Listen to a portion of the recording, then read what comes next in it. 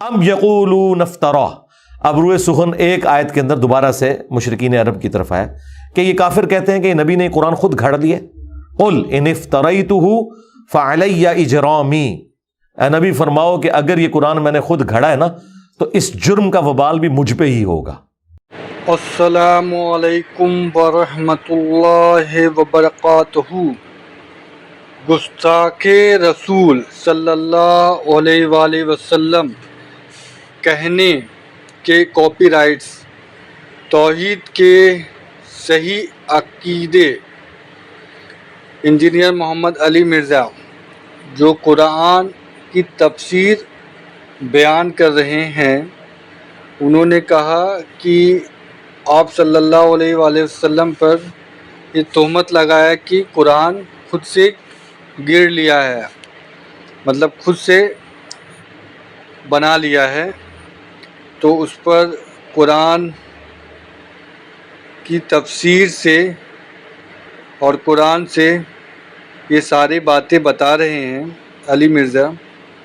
اسے سنیں. اور یہ سب جو کافر بولتے ہیں اللہ بے شک جانتا ہے کیا ہے، اور اللہ ہم تمام مسلمانوں کو صحیح راستے پہ چلنے کی توفیق عطا فرمائے. آمین ثم آمین. وَأَنَا بَرِيءٌ مِّمَّا تُجْرِمُونَ. اور میں بریء الذمہ ہوں ان گناہوں سے جو تم کر رہے ہو. دیکھیں اللہ کا تو سٹائل ہی بات کرنے کا اور ہے. ویسے یہ انتہائی گستاخانہ آیات ہیں قرآن میں اس طرح کی جتنی ہے نا، جو ادھر صوفیت کی ڈاکٹرن ہے. اب مجھے بتائیں یہ جواب ہونا چاہیے تھا کہ اے نبی تم فرماؤ کہ اگر میں نے اللہ پہ جھوٹ باندھا ہے تو اس جرم کا وبال بھی مجھ پہ ہی ہوگا. وہ کہیں گے توبہ توبہ کر یار، مطلب نبی کس طرح کہہ سکتا ہے کہ میں جھوٹ بنے ہے. بھائی سمجھانے کے لیے ہر لیول پہ اترنا پڑتا ہے. لوگ کہتے ہیں نا باتیں کہاں سے آ جاتی ہیں، جب گمراہیاں آتی ہیں نا تو باتیں آتی ہیں. جب تم کہو گے نا کہ بابے نے سمندر روکا ہوا ہے تو اللہ تعالیٰ اپنے کسی بندے کے دماغ میں ڈالے گا کہ کوئی بڑے سے بڑا انسان ہو اپنا پیشاب بھی نہیں روک سکتا، کیونکہ یہ سمندر روکنے والی بات جب آئے گی تو یہ بات آئے گی. حضرت ابوبکر صدیق کے دماغ میں یہ بات کہاں سے آئی؟ قرآن و حدیث میں تو کہیں نہیں لکھی تھی کہ جو محمد کی عبادت کرتا تھا جان لے محمد مر چکے. قرآن میں تو نہیں لکھا ہوا تھا یہ، اور نہ کسی صحابی نے حضور کی عبادت کی تھی. یہ اللہ نے ان کے دماغ میں ڈالا کہ یہ کیا ہے. اس کی وجہ یہ ہے کہ جیزس کرائسٹ کو لوگوں نے خدا بنایا، کہیں محمد رسول اللہ دوسرے جیزس کرائسٹ نہ بن جائے. حضور کی بات یقیناً انہوں نے یاد آئی ہوگی کہ دیکھنا میری شان بلند نہ کرنا، جس طرح عیسیٰ ابن مریم کو لوگوں نے بڑھا دیا تھا. میں اللہ کا بندہ اور اس کا رسول ہوں. اسی کو ایلبریٹ کر دیا حضرت ابوبکر صدیق نے انتہائی گستاخانہ خطبے میں، انورٹڈ کاماس کے اندر ان کی نظر میں. وہ ہمارے استاد مولانا اسحاق صاحب کہتے تھے نا، او پائی جدو توحید بیان کریں گے تو آٹومیٹیکلی گستاخی ہو جائے گی. کیوں؟ تم نے توحید کو گستاخی سمجھا ہوا ہے، تمہاری نظر میں تو آٹومیٹیکلی گستاخی ہو جائے گی نا. تو یہ گستاخی تو ہونی ہے، کیونکہ توحید کا تو مطلب ہی یہ ہے کہ اختیار اللہ کے پاس ہے، مخلوق کچھ نہیں کر سکتی. پھر عجیب و غریب نا انہوں نے نا وہ مت اور عجیب و غریب واقعات مشہور کیے ہیں لوگوں کے جذبات کے ساتھ کھیلنے کے لیے. اور جی ایک بار وہابی دا تے سنی دا مناظرہ ہو گیا، حضور دی ذات ہوتے وہابی پوری رات جو ہے وہ ایسی آیتیں ڈھونڈتا رہا جس میں حضور کی تنقیص تھی، اور جو سنی جو ہے وہ نبی الاسلام کی شان ڈھونڈتا رہا. تو صبح جناب مناظرے میں جب دونوں اکٹھے ہوئے انہیں پوچھا ہاں تو راتی کے کردا رہا؟ سرکار میرے سامنے گلا کرو میں تھن پنا تواڈے بابیاں دا بابا آ گیا دنیا تے ہن. ٹھیک ہے، میں انہوں دساں کہ میں ابوبکر صدیق دا خطبہ ڈھونڈتا رہا تے منوں پتہ لگے کہ میں ابو بکر آر نبی نو مننا وا یا ابو جہل آر مننا. تو دس ابو جہل تو کنوں ڈھونڈتا رہا قرآن چوں کے کڈدا رہا؟ اور نبی کی شانیں جو تم قرآن سے نکال رہے ہو ان شانوں سے کس کو انکار ہے؟ کیا نبی کی شان کا مطلب یہ ہے کہ نبی خدا کا بیٹا بن جائے گا؟ عیسیٰ ابن مریم جیسی شان قرآن میں کسی کی نہیں آئی ہے، کسی پیغمبر کی نہیں. لیکن اللہ نے کہا کہ اگر اللہ ارادہ کرے عیسیٰ کو، ان کی ماں کو، سب کو ہلاک کر دے، اللہ کا کوئی کیا بگاڑ لے گا؟ عیسیٰ اور ان کی ماں روٹی کھانے کے محتاج تھے، وہ نہ تو کسی کے نفع کے مالک تھے نہ کسی کے نقصان کے. یہ اس شخص کے بارے میں آ رہا ہے جس کو کہا اللہ نے وجیہن فی الدنیا والآخرہ ومن المقربین، اور معجزات ایسے جو کسی پیغمبر کو نہیں دیے گئے. مردوں کو زندہ کرنا اللہ کے اذن سے، مٹی کی مورت بنا کے پھونک مارنا اور اس کا پرندہ بن جانا، یہ معجزہ کسی پیغمبر کو نہیں دیا گیا، کسی پیغمبر کو. لیکن سینٹرڈ کر کے انہی کو اللہ تعالیٰ نے سامنے رکھا کہ یہ فرق ہے بھائی انبیاء میں اور خدا میں. پھر اسی طریقے سے چیزیں بیان ہوتی ہیں. وہ جی پھر مناظرے سے پہلے جب پوچھا تو وابی نے کہا ہاں جی میں تو یہی آیتاں لفظ رہا. تو انہوں نے کہا بس دیکھ لے کون نبی دی شان ڈھونڈتا ہے تو کون تنقیص ڈھونڈتا ہے. اگر کسی کا یہ عقیدہ ہے کہ توحید بیان کرنے سے نبی کی تنقیص ہوتی ہے تو یہ بلیم وہ کسے دے رہا ہے؟ اللہ کو.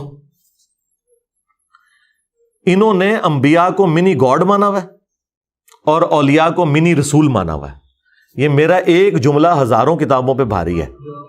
یعنی آپ ہزاروں گمراہیاں ایک کتاب میں جمع کریں نا اور آپ اس کی وجہ پوچھیں نا تو یہ ہے کہ یہ نبیوں کو منی گاڈ مانتے ہیں اور اولیاء کو منی رسول مانتے ہیں. بس یہ وہ فرق ماننے کے لیے تیار ہی نہیں ہے چونکہ قرآن تو پڑھا ہی نہیں ہے. اب ان ساری باتوں کے ہوتے ہوئے مجھے تو صبح شام ان کے اوپر قنوت نازلہ پڑھنی چاہیے، لیکن میں سمپل کہتا ہوں کہ مرنے سے پہلے اے مسلمان کر لے اس پہ غور. کتابوں کا خدا اور ہے، بابوں کا خدا اور. کتابوں کے خدا اور بابوں کے خدا میں یہ فرق ہے کہ جو بابوں کا خدا ہے نا بس وہ خدا بڑا بھائی اور نبی چھوٹا بھائی، بس اتنا فرق ہے. لیکن کتابوں کا خدا یہ کہتا ہے کہ خدا خدا ہے، مخلوق مخلوق ہے. لیکن یہ باتیں اب کون کرے؟ یہ جب باتیں آپ نہیں کریں گے دماغ کوئی نہیں کھلیں گے. توحید تو اتنے عرصے سے بیان ہو رہی تھی، لیکن توحید کا مطلب توہین رسالت لیا جاتا تھا. ہم نے توحید بیان کی ہے نا، آئے نا کوئی سامنے. میرے پاس تو سیدھا بھائی چھوڑ دو تم شان رسالت کی بات. چشتی رسول اللہ، اشرف تھانوی رسول اللہ پارٹی کیسے کر سکتی ہے؟ کبھی نہیں کر سکتی. تمہارے بزرگوں نے اپنے ناموں کے کلمے پڑھائے، تم میں کوئی حق ہی نہیں پہنچتا. تم تو نبی کا دفاع کر ہی نہیں سکتے. نبی کا دفاع کا حق تمہارے پاس سے نہیں ہے، اس کے کاپی رائٹس اب انجینئر صاحب کے پاس ہیں. ہاں یہ رائٹس ہم آپ کو نہیں دیں گے. توحید بھی یہاں سے بیان کریں گے اور رسالت بھی، صحیح جو رسالت کا کانسیپٹ ہے وہ یہیں سے بیان ہوگا. تو اے نبی تم فرماؤ اگر میں نے اللہ کے اوپر جھوٹ باندھا ہے، قرآن یعنی میں نے خود گھڑ لیا، تو اس جرم کا وبال بھی مجھ پہ ہوگا اور میں بری ہوں اس جرم سے جو تم کر رہے ہو. اور یہ دوسری بات درست ہے اس حوالے سے کہ میں نے تو کوئی قرآن نہیں گھڑا، لیکن چونکہ تم نے قرآن کا انکار کیا لہذا تم اس جرم کے اندر شریک ہو کہ تم نے وقت کے پیغمبر کا انکار کیا ہے. دیکھیں جی قرآن حکیم اپنے عقائد اور نظریات کے اندر بالکل ایک ننگی تلوار ہے، زیرو ٹالرنس ہے. اگر کسی شخص کو انبیاء کا سٹیٹس نہیں پتا، انبیاء کرام کی ذمہ داری، ان کے مراتب نہیں پتا، اور وہ اپنے زوم میں انبیاء کرام کے ساتھ چیزیں منسوب کیے ہوئے ہیں، تو عقیدت اور جذبات کی بنیاد کے اوپر ایسے عقائد منسوب کرنا، سب سے پہلے انبیاء کرام اس سے اعلان برات کرتے ہیں. نبی علیہ السلام تو دنیا میں بتا کے چلے گئے کہ میری شان کو اس طرح بلند نہ کرنا جس طرح لوگوں نے جیزس کرائسٹ کی شان کو بلند کیا تھا. میں اللہ کا بندہ اور اس کا رسول ہوں، مجھے اللہ کا بندہ اور اس کا رسول کہنا. اب یہ کہنے کی ضرورت کیوں پڑی ہے؟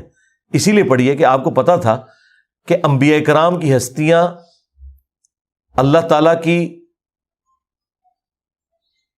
سلیکٹڈ ہستیاں ہوتی ہیں جن کو اللہ تعالیٰ معجزات عطا فرماتا ہے، شان عطا فرماتا ہے، اور اسی وجہ سے لوگ ڈیویٹ ہو کے ان کے اندر خدا کو اس حوالے سے ڈھونڈنا شروع کر دیتے ہیں کہ شاید یہ خدا کی شکل میں دنیا میں اتر آئے ہیں. اور آج دیکھ لیں تقریباً 75 کروڑ کے قریب ہیں پروٹیسٹنٹ جو حضرت عیسیٰ کو اللہ مانتے ہیں. 75 کروڑ جی، اتنے بریلوی دیوبندی نہیں ہے دنیا میں جتنے پروٹیسٹنٹ ہیں. اور اللہ کیا کہہ رہا ہے؟ لقد کفر الذین قالوا ان اللہ هو المسیح ابن مریم. بے شک وہ لوگ کفر کر رہے ہیں جو یہ کہہ رہے ہیں کہ اللہ ہی عیسیٰ ابن مریم ہے. قل فمن یملک من اللہ شیئا. اے نبی ان سے فرماؤ کہ اللہ کا کوئی کیا بگاڑ لے گا. ان اراد ان یہلک المسیح، کہ اگر اللہ تعالی ہلاک کر دے مسیح کو اور ان کی ماں کو اور جتنے زمین میں، سارے بزرگ بابے جتنے زمین میں ہیں سب، اگر ان کو اللہ ہلاک کر دے، وصال شریف نہیں، ہلاک، یہ غصے کا اظہار ہے تاکہ فرق پتہ چلے. یعنی اگر آپ یہ دیکھیں یہ ووکیبلری کا جو استعمال ہے یہ اسی لیے تاکہ آپ کے دماغ کھولے جائیں. اور یہ اللہ کہہ سکتا ہے, بندے نہیں کہہ سکتے. سرکار اللہ نے کسے کہا ہے؟ فرشتوں کو کہا یا ہمیں کہا ہے؟ ہمیں کیوں کہا ہے؟ کہ ہم نے اسی طریقے سے آگے بات کرنی ہے. نبی کو کہا گیا قل فمن یملک من اللہ شیئا, اے نبی ان سے کہیں جب کوئی بھی عیسیٰ ابن مریم کے بارے میں یہ بات کرے تو ان سے کہو کہ اللہ کا کوئی کیا بگاڑ لے گا. تو یہ پوری امت کے لیے. اور حضرت ابوبکر صدیق نے تو ہمارا مسئلہ ہی آسان کر دیا. 8 جگہ حدیث آئی ہے بخاری میں اور 4 جگہ تفصیلی. من کان یعبد محمدا فإن محمدا قد مات. دیکھو جو بھی تم میں محمد کی عبادت کرتا تھا جان لے کہ وہ مر چکے. اللہ اکبر. وصال شریف نہیں, شہید شریف نہیں, وفات شریف نہیں, فإن محمدا قد مات. ومن یعبد اللہ, اور جو کوئی اللہ کی عبادت کرتا تھا وہ جان لے فإن اللہ حی لا یموت, کہ بے شک اللہ تعالی زندہ ہے, اسے کبھی موت نہیں آئے گی. تو یہ بات یاد رکھیں, یہ بڑا سینسٹیو ایشو ہے. اور یہ انبیاء کرام کی جو دعوت سینٹرڈ اراؤنڈ توحید ہوتی ہے وہ اسی وجہ سے ہے کہ انہیں پتہ ہے کہ اللہ کا کیا سٹیٹس ہے اور بندوں کا کیا سٹیٹس ہے. اگر خدا کا تعارف کسی کو ہے نا, وہ جرت نہیں کر سکتا. مجھے بتائیں ایک عام انسان جس میں تھوڑا سا ایمان ہے, کیا وہ اپنی عبادت کروا سکتا ہے؟ کیا وہ اپنے سامنے کسی کو جھکا سکتا ہے؟ کیا وہ یہ دعویٰ کر سکتا ہے کہ سارے بزرگوں کی گردنوں پہ میرا پاؤں ہے؟ ہاں. تو یہ قصیدہ غوثیہ میں پڑھتے ہیں, گولڈا شریف ہر جمعے کو پڑھا جاتا ہے, لوگ کھڑے ہو کے شوق سے پڑھتے ہیں, سبحان اللہ بھی کہتے ہیں سننے والے. اور دوسری طرف یہ کہتے ہیں کہ جی اللہ کا جتنا کوئی بڑا بندہ ہوتا ہے اس میں اتنی عاجزی پائی جاتی ہے. میں نے تو پلانٹ ارتھ پہ اتنا تکبر نہیں دیکھا کہ کوئی شخص یہ کلیم کرے کہ تمام اولیاء کی گردن پہ میرا پاؤں ہے. کتنا بڑا جملہ ہے یہ. تو حضرت ابوبکر, عمر, عثمان و علی نے کبھی صحابہ کے بارے میں نہیں بولا.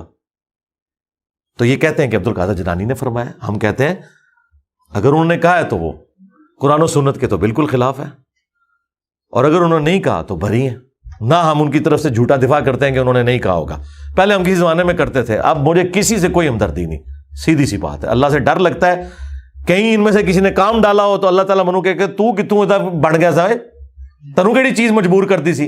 دیکھیں ہمیں جو چیز مجبور کرتی ہے نا دفاع کرنے پہ, وہ ان ہستیوں کا دفاع ہے جن کے پیچھے قرآن و سنت کھڑے میں, یعنی صحابہ اہل بیت, انبیاء کرام. ان کے بعد ہمیں نہیں پتا کہ کس نے کام ڈالا ہے اور کس نے واقعی دین کی خدمت کی ہے. ٹھیک ہے, کیونکہ کئی لوگ جن کو ہم اچھا سمجھتے تھے ہمیں اتھینٹک نالج سے پتا چلا کہ انہوں نے بھی کام ڈالا ہے. یعنی یہ جو پچھلے 100 سال کے اندر ہے ان کی تو قلم کی سیاہی بھی نہیں ابھی خشک ہوئی بھی ہے. تو بات یہ کہ اللہ سے ڈر جائیں, قرآن و سنت پہ آ جائیں. وہ غامدی صاحب سے کسی نے پوچھا نا کہ جی وہ قرآن میں تو لکھا ہے تو وہ فلاں بزرگ یہ کہہ گئے. انہوں نے کہا جی اللہ تعالیٰ مجھ سے یہ نہیں پوچھے گا کہ فلاں بزرگ یہ کہہ کے گئے تھے تو نے کیوں نہیں مانا. اللہ مجھ سے یہ پوچھے گا کہ قرآن میں یہ لکھا ہوا تھا, جو قرآن تیرے پاس آیا تھا تو نے اس کو مانا تھا کہ نہیں. اب مجھے بتائیں میرے پاس قرآن آیا تو میں یہ کہوں گا کہ فلاں نے یہ کہا ہوا ہے, میں تو اس کا پابند ہوں. جب اللہ میرے پاس آیا ہوا ہے, قرآن آنے کا مطلب ہے اللہ آ گیا, سنت آنے کا مطلب یہ ہے کہ نبی علیہ السلام خود آئے ہیں میرے پاس. ان کے ہوتے ہوئے میں نے کسی بزرگ کے قول کے ساتھ مجھے کوئی ہمدردی ہے یا میں نے مطلب ان کی بزرگی بچانے کی خاطر ان کے باطل عقائد و نظریات کا کوئی دفاع کرنا ہے, نہیں. اصل چیز میں نے اس رکوع کے اوپر اتنا ٹائم اس لیے لگایا کہ تاکہ آپ کو پتا چلے کہ انبیاء کرام کے بارے میں عقیدہ کیا ہونا چاہیے. سورۃ الانبیاء پڑھیں, بندہ حیران ہو جاتا ہے. وہ سورت کا نام ہے انبیاء. عام بندوں سے پوچھیں جنہوں نے نہیں پڑھی, وہ کہیں گے جو نبیوں دی شانہ بیان ہوئی ہیں. حالانکہ انبیاء جو سورۃ الانبیاء ہے اس میں اللہ تعالیٰ نے بتایا کہ انبیاء کا سٹیٹس کیا ہے, انہوں نے کیا کام کیا, اور نبی میں اور اللہ میں فرق کیا ہے. پورے قرآن میں جو انبیاء کرام کے حوالے سے چیزیں ڈسکس ہوئی ہیں وہ یہی ہوئی ہیں کہ یہ اللہ کے اتنے برگزیدہ بندے تھے کہ یہ اللہ کی طرف اورینٹڈ ہوتے تھے, ہر معاملہ اللہ کے سپرد کرتے تھے, اللہ سے مانگتے تھے, اسی سے دعائیں کرتے تھے, اسی سے اپنے عقیدے وابستہ رکھتے تھے. یا یہ بیان ہوا ہے کہ جو انبیاء کے بارے میں ایسا عقیدہ رکھتے ہو, ایسا عقیدہ ان کے بارے میں نہیں رکھ سکتے. انبیاء کرام جو ہیں وہ اللہ تبارک و تعالیٰ کی توحید کے معاملے میں کوئی کمپیریزن ہی نہیں ہے, وہ مخلوق ہیں, وہ خالق ہے. یہ 2 چیزیں بیان ہوئی ہیں. اس لیے میں نے پچھلے دنوں ایک تفصیلی ویڈیو ریکارڈ کروا دی ہے, شیطانی توحید, شیطانی بابوں کا فتنہ. یہ شیطانی توحید ہے جس میں آپ انبیاء کرام کو, اولیاء کو اللہ کے مقابلے پر لے آتے ہیں. اور رحمانی توحید یہ ہے کہ انبیاء اور اولیاء بھی اللہ سے مانگتے تھے، تم نے بھی اللہ ہی سے مانگنا ہے۔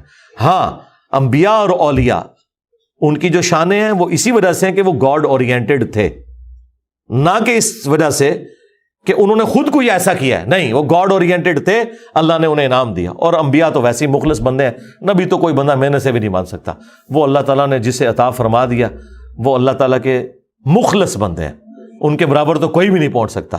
لیکن یہ ساری تعریفیں کرنے کے بعد ان ہستیوں کو اونچا نہیں کرنا ہوتا، خدا اورینٹڈ ہونا ہے۔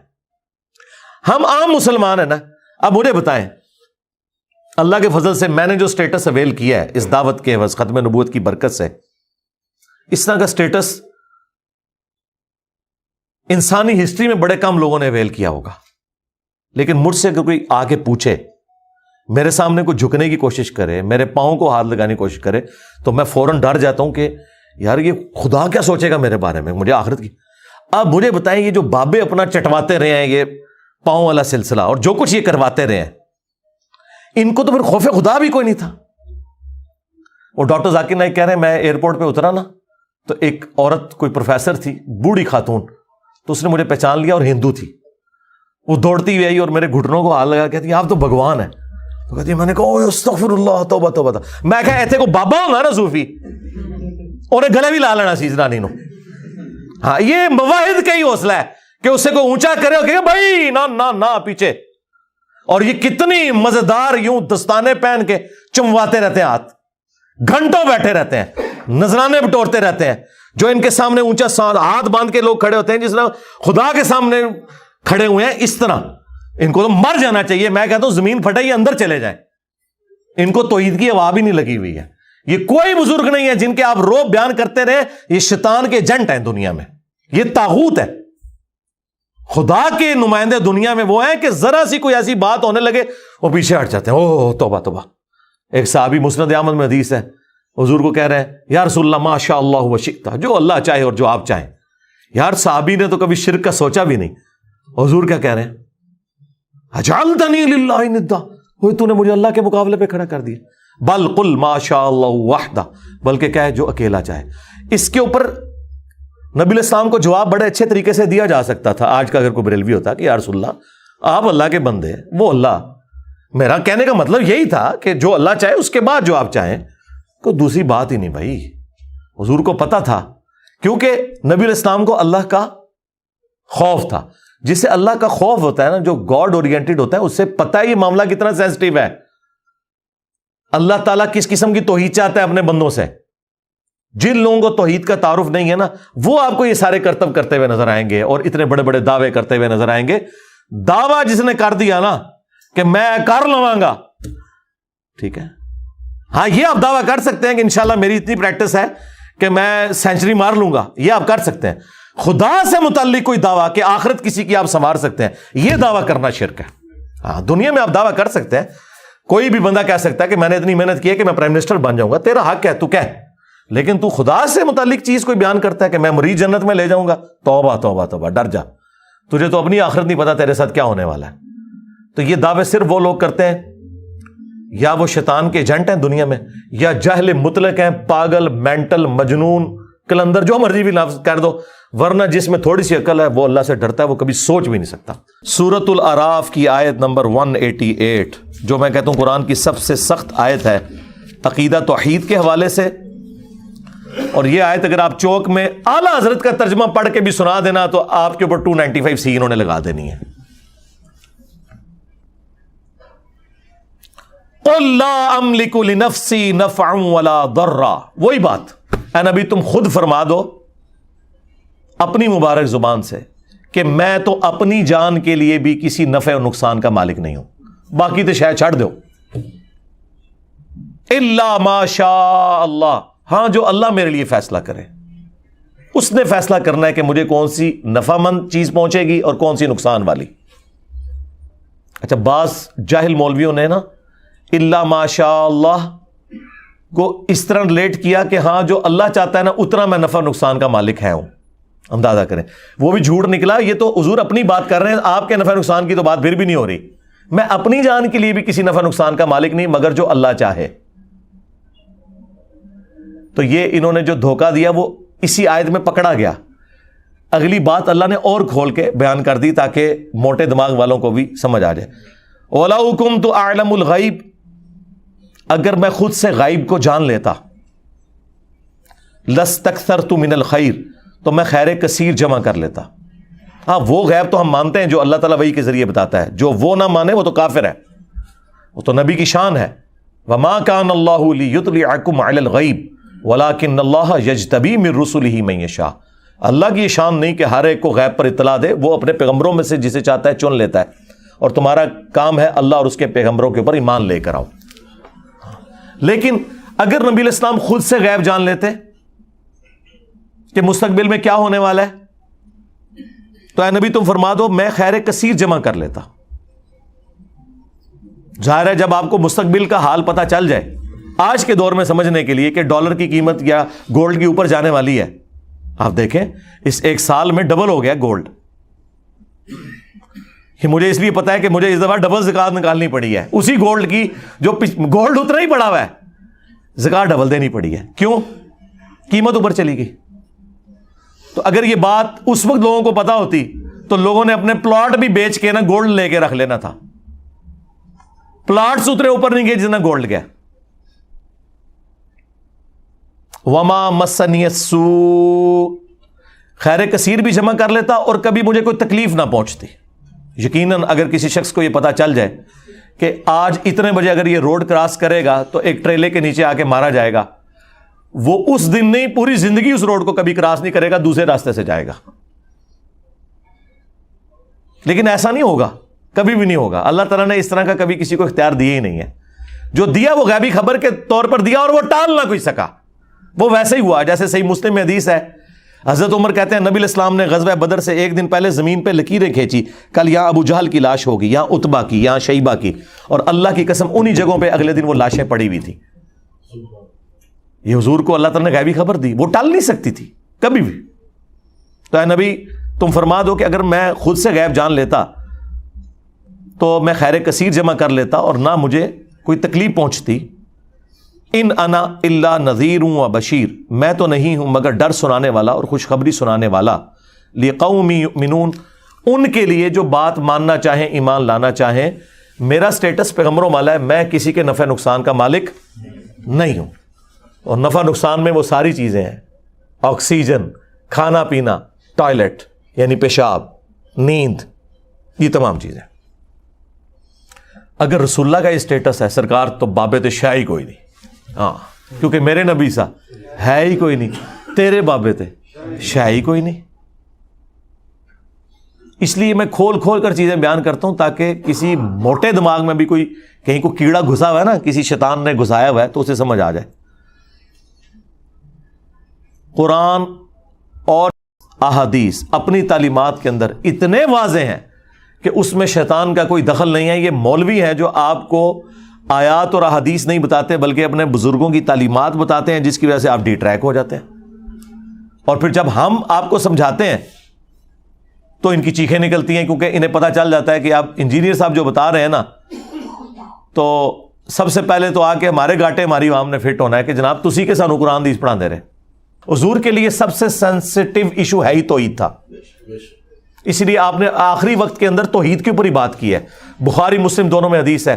اما عائشہ سلام اللہ علیہا کہتی ہیں کہ نبی علیہ السلام کے آخری دن بیماری کے چل رہے تھے، آپ تکلیف کی وجہ سے بار بار اپنی چادر اپنے چہرے مبارک سے ہٹاتے، پاس ایک پانی کا برتن تھا اس سے ہاتھ گیلا کر کے بخار کو ٹھنڈا کرنے کی کوشش کرتے، اور بار بار یہ کہتے لعن اللہ الیہود والنصارى اتخذوا قبور انبیائہم مساجدا، اللہ کی لعنت ہو یہود و نصارہ کے اوپر، انہوں نے اپنے نبیوں کی قبروں کو سجدہ گاہ بنا لیا تھا.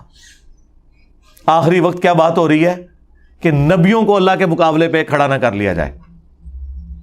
اور اما عائشہ کہتی ہیں رسول اللہ ہمیں ڈرا رہے تھے، اور اگر یہ خدشہ نہ ہوتا کہ لوگ رسول اللہ کی قبر پہ سجدے شروع کر دیں گے تو میں حضور کی بیوی ان کی قبر مبارک کو لوگوں کی زیارت کے لیے اوپن چھوڑ دیتی، یعنی حجرے کی دیوار گرا دی جاتی، جو چاہے جس وقت چاہے قبر رسول پہ حاضر ہو.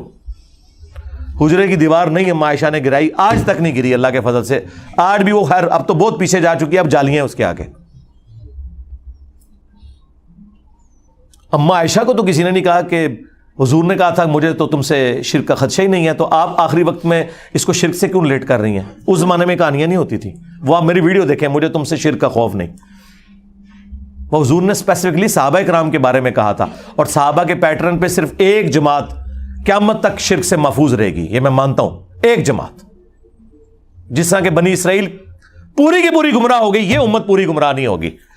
اس لیے حضور نے کہا تھا مجھے اپنی امت سے شرک کا خوف نہیں کہ یہ ساری مشرک ہو جائے۔ باقی وہ ویڈیو آپ دیکھ لیں، حضور تو صحیح بخاری میں ہے، حضرت عمر کہتے ہیں میں نے ممبر پہ حضور سے خود سنا ہے کہ دیکھنا میری شان کو اس طرح بلند نہ کرنا جس طرح نصارہ نے اپنے پیغمبر کو بڑھا دیا تھا، عیسیٰ ابن مریم کو۔ میں اللہ کا بندہ اور اس کا رسول ہوں، مجھے اللہ کا بندہ اور اس کا رسول ہی کہنا۔ اور پھر ایک اور حدیث بخاری مسلم دونوں میں، حضور کے بیماری کے دن آخری چل رہے ہیں، حضور کی 3 بیویاں حضور کے پاس بیٹھی ہوئی ہیں، ظاہر ہے سب سے ایک کلوز رشتہ اس حوالے سے، اور پھر یہ بھی آزمائش کہ وہ حضور کی وفات کے بعد کوئی اور خامن بھی چوز نہیں کر سکتی۔ یہ کتنی بڑی آزمائش ہے۔ مرتبہ امہات المومنین کو ویسے نہیں مل گیا۔ آپ سیدہ عائشہ کی تکلیف کا اندازہ کر سکتے ہیں کہ ایک 18 سال کی بچی جس نے حضور کے بعد 47 سال زندہ رہنا ہے، اس کو اللہ نے ایک بچہ بھی نہیں دیا کہ اس کے سارے زندگی گزار لے۔ اکیلا وہ 47 سال کا سفر انہوں نے اس حجرے میں کیا ہے۔ اس تکلیف کا کوئی اندازہ لگا سکتا ہے؟ اہم ہی نہیں اتنا بڑا مرتبہ۔ عمار ابن یاسر جو ہے وہ کوفے کے ممبر پہ کہہ رہے کہ لوگوں عائشہ دنیا اور آخرت میں تمہارے نبی کی بیوی ہے، مرتبہ نہیں کم ہو سکتا۔ اگرچہ انہوں نے خلیفہ وقت کے خلاف خروج کیا، مرتبہ نہیں کم ہوا، لیکن اللہ تمہیں آزما رہا ہے کہ عائشہ کی اطاعت کرتے ہو یا اللہ کی اطاعت کرتے ہو حضرت علی کا ساتھ دے کر، کیونکہ وہ اولی الامر منکم وہ ہیں۔ لیکن عمار ابن یاسر نے اما عائشہ کا مرتبہ نہیں کم کیا کہ ان کی اس غلطی سے ان کی زندگی کو 0 سے ملٹیپلائی کر دے۔ کہا دنیا اور آخرت میں تمہارے نبی کی زوجہ ہیں۔ یہ ایک آزمائش ہے کہ تم نے اللہ کی اطاعت کرنی ہے یا عائشہ کی اطاعت کرنی ہے۔ اس لیے میں کہتا ہوں میں عمار ابن یاسر والا شیعہ ہوں، میں رافضی والا شیعہ نہیں ہوں۔ مرتبہ کم نہیں ہوگا، ہاں اختلاف رائے اپنی جگہ رہے گا۔ تو اما عائشہ اس حجرے میں رہی 47 سال تک۔ تو اما عائشہ بیٹھی ہوئی ہیں، سیدہ ام سلمہ بیٹھی ہوئی ہیں، اور ام حبیبہ بیٹھی ہوئی ہیں، 3 بیویاں حضور کی۔ اور ان میں سے یہ تو سینئر بیویاں ہیں، اسلام میں بھی سینئر ہیں، انہوں نے ہجرت مدینہ سے پہلے ہجرت حبشہ بھی کی ہوئی ہے۔ تو وہ ہجرت حبشہ کا ذکر کرتے ہوئے کہتی ہیں ام حبیبہ اور ام سلمہ کہ یاد ہے کہ جب ہم وہاں سے گزرے تھے ہم نے ایک ماریا نام کا گرجا دیکھا تھا جس میں کچھ قبریں بھی تھیں اور تصویریں بھی لٹکی ہوئی تھی۔ حضور نے بس یہ بات سنی، آپ تکلیف کے عالم میں اٹھ کے بیٹھ گئے۔ توحید is the most sensitive issue in the sight of Allah and his beloved prophet صلی اللہ علیہ وآلہ وسلم۔ کہا یہی تو ان میں خرابی تھی، جب ان کا کوئی نیک بندہ یا پیغمبر فوت ہو جاتا تھا اس کی قبر کے اوپر سجدے شروع کر دیتے تھے، تصویریں لٹکا لیتے تھے۔ قیامت کے دن یہ بدترین مخلوق بنا کر اٹھائے جائیں گے۔ اللہ اکبر۔ اور حضور نے پہلے ہی ڈرا دیا کہ یہ کام تم نے نہیں کرنا۔ اور مسلم شریف میں حدیث ہے، جندب رضی اللہ تعالیٰ عنہ کہتے ہیں حضور نے اپنی وفات سے 5 دن پہلے یہ بات کہی اور میں نے خود سنی کہ دیکھنا اگلے لوگوں میں جب ان کا کوئی پیغمبر یا نیک آدمی فوت ہو جاتا تھا وہ اس کی قبر پہ سجدے شروع کر دیتے تھے۔ تم نے یہ کام نہیں کرنا میرے ساتھ۔ میں کہتا ہوں کس لیول پہ اتر کے آپ کے پیغمبر نے آپ کو سمجھایا ہے، حریص علیکم بالمؤمنین رؤوف الرحیم۔ یار کون ہوگا جو اتنا آپ کی آخرت کے ساتھ محبت کرے گا بجز ہمارے پروفٹ کے صلی اللہ علیہ وآلہ وسلم۔ مسند احمد کی حدیث ہے، نبی علیہ السلام نے فرمایا اللہم لا تجعل قبری وثنا یعبد، اے اللہ میری قبر کو وہ بت نہ بنا دینا کہ لوگ اس کی پرستش شروع کرتے ہیں۔ اپنی قبر کو بت کہہ دیا۔ وہ قبر جو ہمیں ہمارے ماں باپ اولاد سب لوگوں سے بڑھ کر عزیز ہے، جس قبر کی حاضری اس پلانٹ ارتھ کی سب سے بڑی نفلی عبادت ہے، اس قبر کو بھی کہہ دیا کہ یہ بت ہوگا اگر اللہ کے مقابلے پر اس پہ بھی سجدے شروع ہو جائیں گے۔ اور تواڈے بابے نے مزارتے شاہی کوئی نہیں، لے جاؤ تم بابے اپنے۔ جس قبر کی عظمت تھی اس کا سٹیٹس کلیئر کر دیا ہے، اللہ میری قبر کو بت نہ بننے دینا کہ لوگ پوجا کریں۔ نبی کا تو کوئی قصور نہیں، لیکن حضور خود اپنی قبر کے بارے میں کہہ رہے ہیں کہ اسے بت نہ بنانا۔ ابو داؤد میں حدیث ہے میری قبر پہ میلہ نہ لگانا، تم دنیا کے کسی بھی حصے میں درود پڑھو گے اللہ تمہارا درود مجھ تک پہنچا دے گا۔ اللہم صلی علی محمد وعلی آل محمد۔